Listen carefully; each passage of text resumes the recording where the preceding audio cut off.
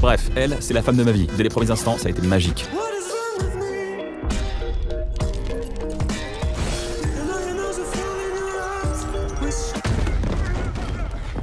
Bref 2, c'est une grande histoire d'amour, n'est-ce pas? Est-ce que vous en êtes si sûr? On peut croire que la série parle principalement de relations amoureuses, mais en réalité, le focus se fait beaucoup plus sur les relations intrafamiliales de « je », notre personnage principal. Nous verrons aussi de quelle façon elles ont un effet sur lui et sur sa vie amoureuse. Pourquoi Bref 2 n'est pas une histoire d'amour?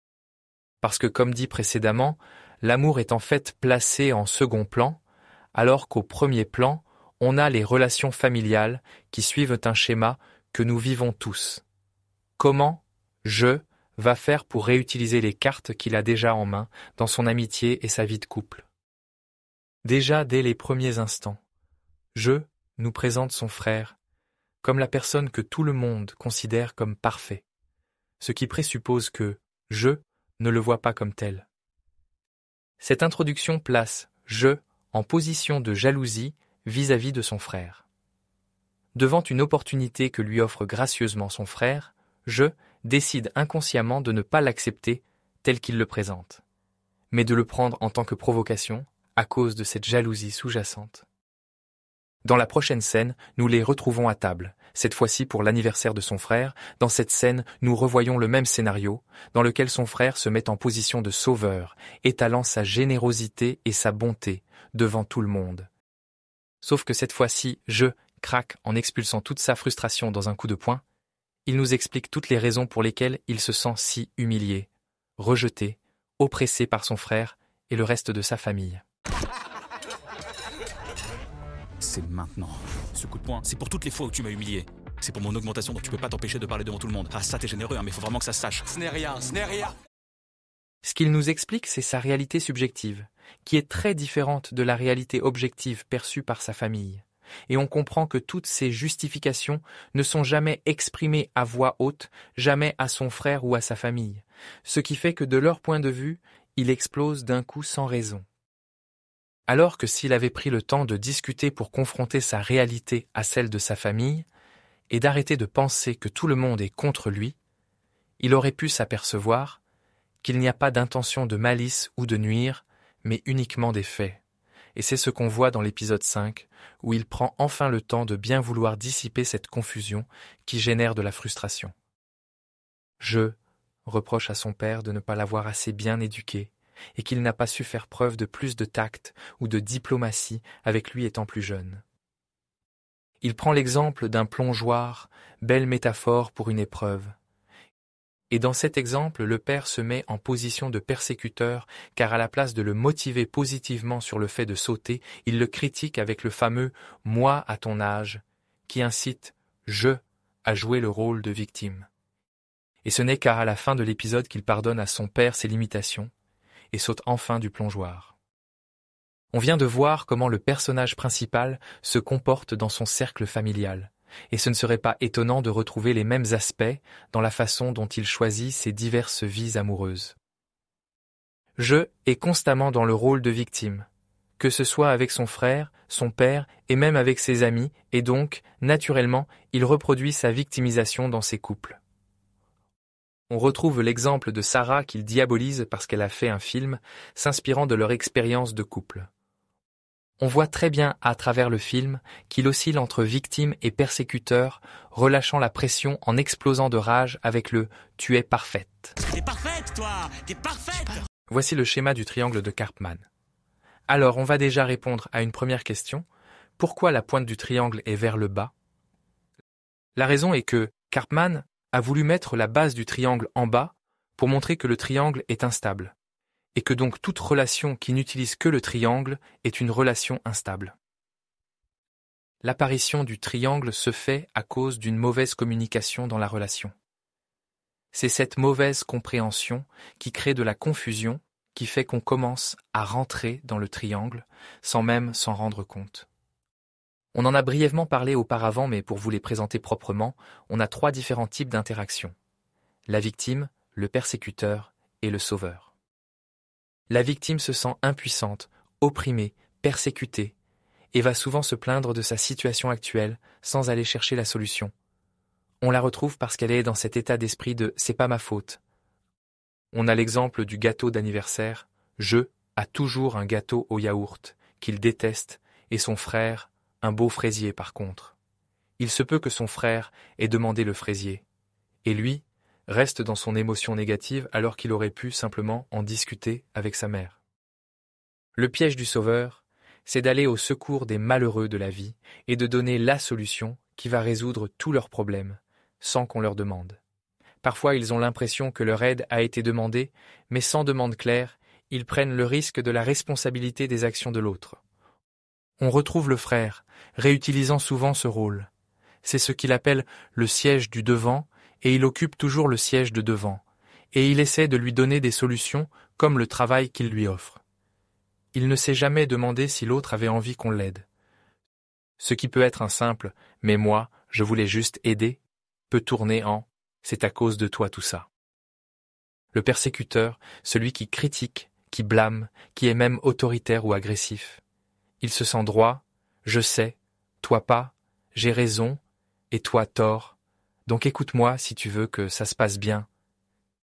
Il va souvent essayer de mettre l'autre personne en tant que victime, faire grandir son pouvoir et montrer qu'il a raison.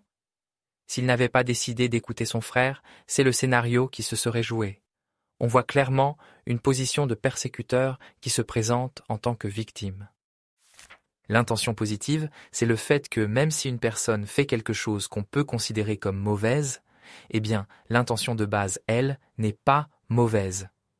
Et c'est comme ça pour toute action, il y a un élément qui pousse à faire ça, que le résultat soit considéré comme bien ou mal. Il faut se poser la question, par exemple quand on a une personne qui nous embête, qu'est-ce que cela vient nourrir chez cette personne ? Karpman parle aussi de comportements négatifs, ce qui suggère que nous ne sommes pas ce que nous faisons. Donc, même si je fais quelque chose de négatif, je ne suis pas victime ou persécuteur ou sauveur. C'est pour ça qu'on dit qu'on joue des rôles. On voit aussi dans Bref 2 comment les rôles peuvent changer facilement entre victime, sauveur et persécuteur, notamment avec son meilleur ami, quand il lui met la pression pour être d'accord avec lui. Alors quand Ben me dit C'est pas trop une connasse, franchement. je sais que si je dis Oh, quand même pas, t'abuses, t'es juste en colère là. il va m'engueuler. Si, c'est une connasse, cherche pas. Il va m'expliquer pendant 5 heures en quoi c'est une connasse. Mais si je dis T'as raison, c'est une connasse. Voilà. je sais que quand il va retourner avec elle, il va dire Désolé bébé, c'est mon pote. Tu sais, il m'a monté la tête et... Donc une relation de persécuteur à victime, qui change de victime à persécuteur, rendant responsable je des fautes de son meilleur ami. Je vais aller plus loin parce qu'en réalité, on ne fait pas que passer d'un rôle à un autre, on va les jouer les trois en même temps, inconsciemment. Le triangle de la compassion nous montre qu'on peut être le persécuteur qui est victime et sauveur à la fois, ou le sauveur qui est persécuteur et victime, et inversement. Pour que cela soit plus simple, voici un exemple. Vous voyez au supermarché un enfant qui pleure. L'enfant se met en position de persécuteur parce qu'il crie. Jusque-là, on est bien d'accord. Mais on peut voir aussi que inconsciemment, l'enfant se met en position de sauveur parce qu'il redirige l'attention vers lui alors que les parents étaient en train de se disputer. Et donc, il est aussi en position de victime car victime de la situation de ses parents.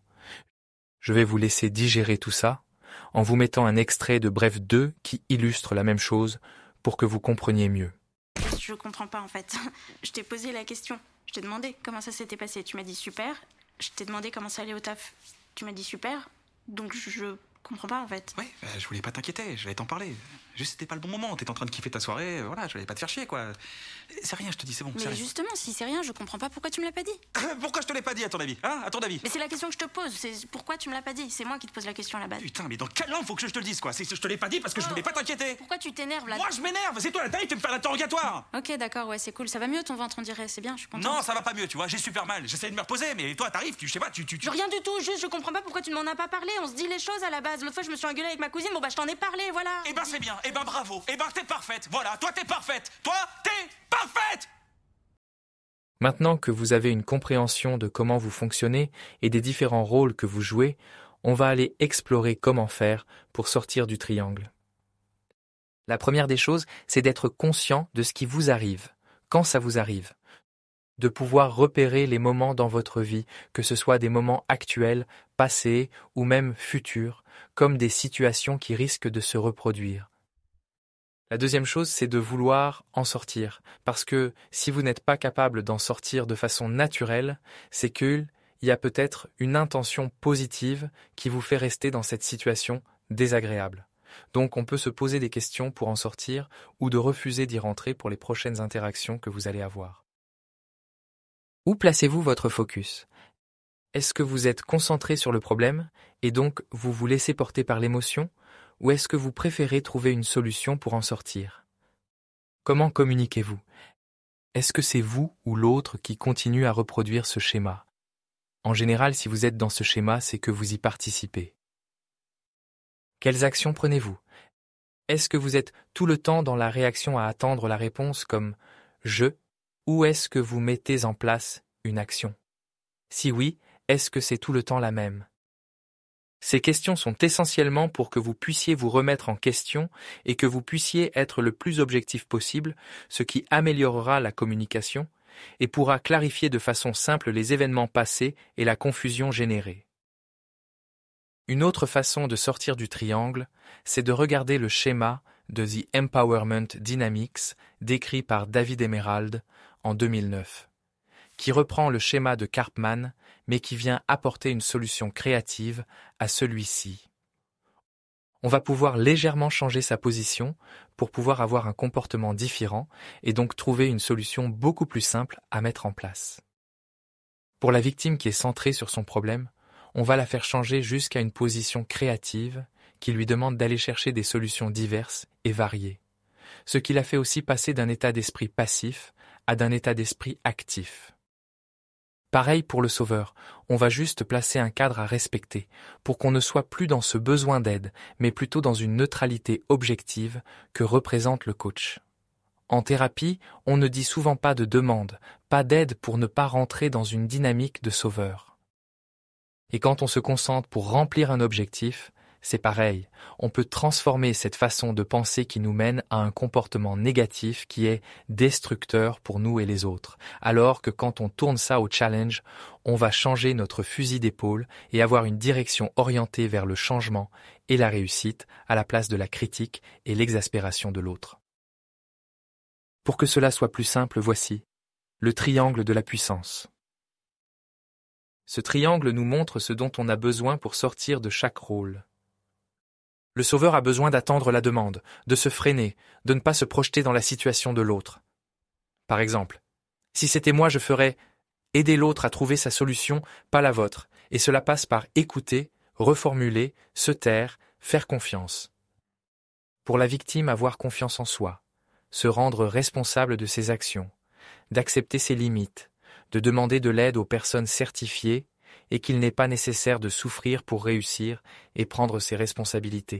Bon déjà, il faut que je m'excuse auprès d'Anna et auprès de mon frère. Super. Quoi ? Et auprès de toi. Ah ouais, excuse-moi, vraiment désolé, j'ai fait de la merde à l'époque.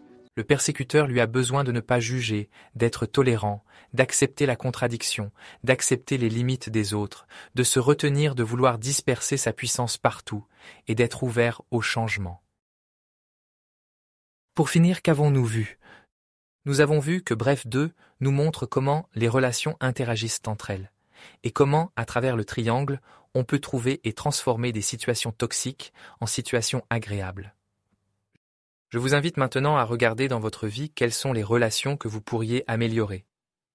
Le but final n'est pas d'aller jouer des rôles, mais de changer de petits détails pour que vous puissiez être vous-même, tout en étant conscient de vos actions. Allez, prenez soin de vous. Je vous dis à bientôt. Synapsez-vous.